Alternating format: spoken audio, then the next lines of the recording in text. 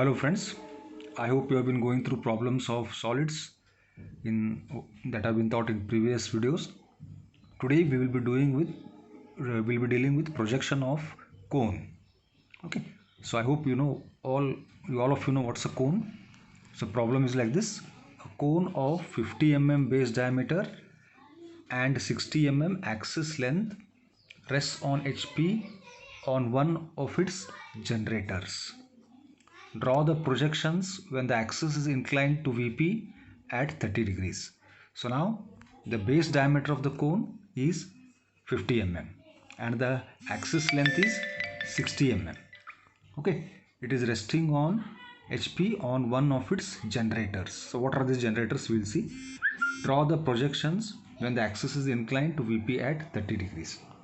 So as usual, first I will draw the top view of the cone which appears like a circle, then the front view, then inclination of the cone with respect to HP. So here they say that it is resting on HP, the cone itself is resting on HP on one of its generators, rests on HP on one of its generators. So draw the projection, the axis is inclined to VP at 30 degrees. So we'll start this, but first let us try to understand how does a cone appear. So now you can see this is a cone here. Okay, this is a cone. A cone has got apex and a base. Is it clear? A cone has got apex and a base. So in the front view, if I look exactly parallel to the cone here, it appears like a triangle. Just see, if I look exactly parallel to the cone, in the front view it appears like a triangle. So in the top view, if I look exactly parallel here, it appears like a circle. Okay, so now if I don't have edges, it becomes difficult to draw the projection. So the cone doesn't have any edges. So this much we know, that in the front view it appears like a triangle, in the top view it appears like a circle. So this much we know. Okay, so now we will have to make some generators, imaginary lines, so that we will be able to solve the problem. Okay, so as usual, first we will draw the top view here in first position. So in the top view we know that the cone will appear like a circle. So diameter of the cone is, base circle is 50 mm. So take 25 mm as radius. Take 25 mm as radius at appropriate place here. Draw a circle. Draw a circle. So this is the upper apex point O1. The lower, so O, the lower axis point is O1 in brackets. So now what I will do, since I don't have any edges, I will make use of something known as slant generators. So these are imaginary lines which I draw on the cone. So in the top view, what you do, at a distance of 45 degrees, you draw these lines. Okay, first you draw horizontal diameter, vertical diameter, then measure 45 degrees here, draw a line straight away such that it will touch both the sides of the circle. Similarly, 45 degrees you can measure from here, draw a line such that it will touch both the sides of the circle passing through the center. So you can name all of them. So you can start, naming can be done as per your will and wish. You can start from here: A, B, C, D, E, F, G, H. So you have divided the cone into 8 parts. Just see, 1, 2, 3, 4, 5, 6, 7, 8. So 45 into 8 is 360 degrees. Is it clear? So circle has been divided into 45 degrees each. So that means automatically it is divided into 8 parts. Now just now we have seen that in the front view, the cone will appear like a triangle. Okay, the cone will appear like a triangle. So first you get the axis point here. Lower axis point is O1. Then you draw the axis line of 60 degrees, very similar to pyramid. So first we'll have to draw the axis. So in the given problem, the axis length is 60 mm. Okay, so you mark point O here from the center. Then you draw all these lines, very thin lines, imaginary lines here, and from here you join them to the apex or the upper axis point. Is it clear? You join them to the apex, upper or axis point. Again remember, these are imaginary lines. The thickness of this should be very light, that is 2H pencil or 0.05 mm using the software. So you name them. The observer is over here. He can see A, he can see B. Exactly behind B I have got H in brackets. The observer from here, he can see C. Exactly behind C I have got G in brackets. The observer is looking from here, he can see D. Exactly behind D I have got F in brackets, then E here. Then O1 point is in the center here, so that should be in brackets. So once you have done this, you have got the top view. You draw the slant generators like I told you, very thin lines. Now in the problem it is mentioned that the cone is resting on one of its generators, or rests on one of its generators. So say that generator is OA. Okay, say that generator is OA. So what you do, you just rotate it such that the entire cone is resting on generator AO. Okay, so it was, say, something like this here. In the front view, something like this. In the front view, you have rotated it, you have made it resting on one of its generators. Okay, the same triangle will remain.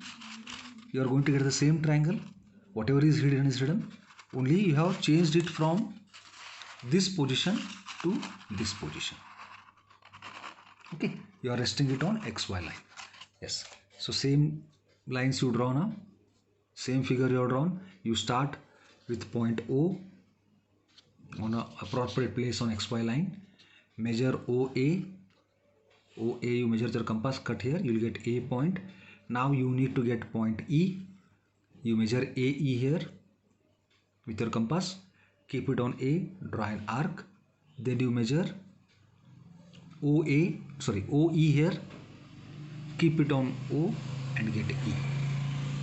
So same triangle, measure these appropriate distances here, same with your compass, and mark all the points. Whichever is hidden will remain hidden, whichever is visible will remain visible. So in the software it's very fast. You can just copy and place and then rotate. Okay, you need not draw it once again. Now to get the top view in second position.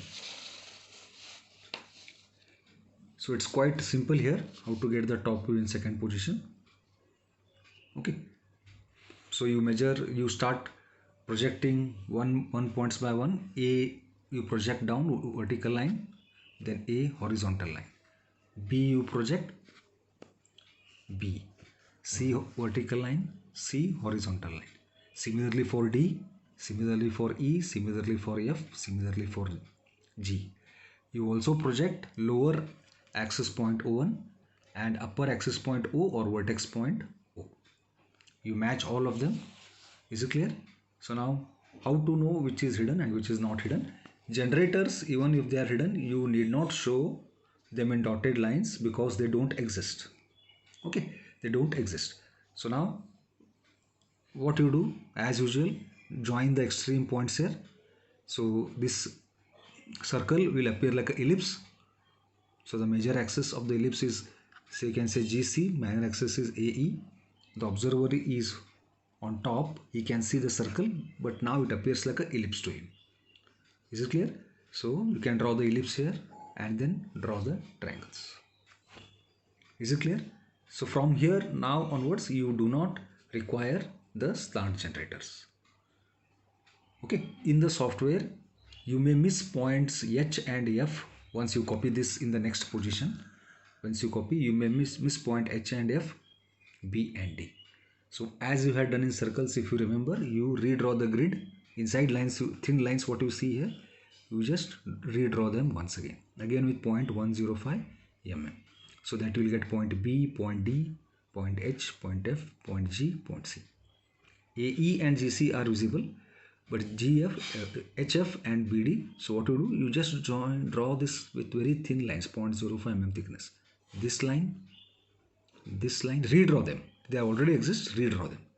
So, and this one, so that when you copy this much in the software, you can get the points HF and BD. Okay, yes. Now in the problem, now third position, inclination with respect to VP. So you can see the axis is inclined to VP at 30 degrees. The word appears, he is not there.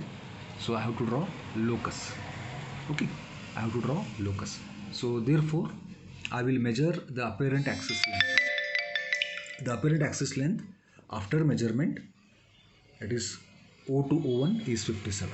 The original axis length was 60 mm. So now the apparent axis length is 57.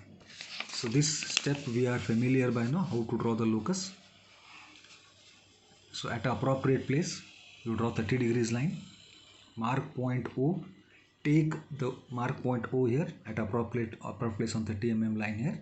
So take the original axis length, which was 60 mm.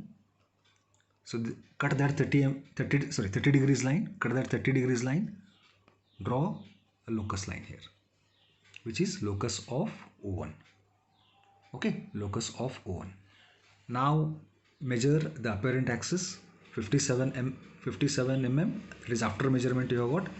Keep it on A and cut the locus line. Okay. Now the real axis line for you is O1, the second one, not the original one. So you draw the locus line. After measurement, what I find that this angle is beta is equal to 33. Like I told you, it has to be always more than 30. Okay, it is more than 30, 33.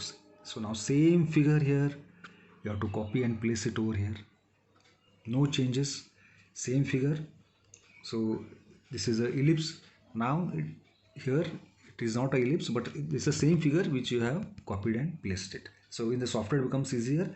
In the hardware again you have to get all the, on paper you will have to get all the points again. Is it clear? You have to get all the points again. Now the last step as usual, you have to get all the points A, B, C, D, E, F, G, H, O1, O here. So start with A, match them, B with B, C with C, D with D, E with E, F with F, G with G, H with H, then O1 with O1 and O with O. Is it clear? Okay, the observer is over here now. Just see, he can see this entire curve. Okay, he can see the entire curve and he can see CO also.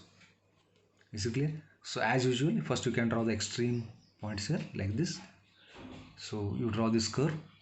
So just be careful regarding this line OD. Okay, this line OD here. You draw this line till it becomes tangential to this curve. Don't draw it inside the curve like this. Don't pass it inside the curve. Wherever it touches the curve here, you stop it over there. Even while using the software or while doing it in the sketchbook. So now the size of both the ellipses are different. Okay. So you draw this with a smooth curve, you join to finish off the problem. So this problem is much more simpler and much more faster. The only important thing is you have to draw the generators which have to be thin and light, that is 2H pencil or 0.05 mm thickness. Again the locus is there, locus method, since the word apparent is not there. Same steps. So one slight observation here. The original axis length was 60. The apparent axis length is 57. Small difference. So difference in angle also is small, 30 and 33. So if this was 50 and this had comes, if this is 60 and if this apparent axis was 50, this angle beta would have been much more bigger. Okay, just think about it. Okay, so less difference, smaller change in angle. Large difference in the length of the axis, larger will be the angle. Okay, go through it and draw it in the sketchbook. If you have got if you have got the software and all, you can try it using the software also. Okay, thank you.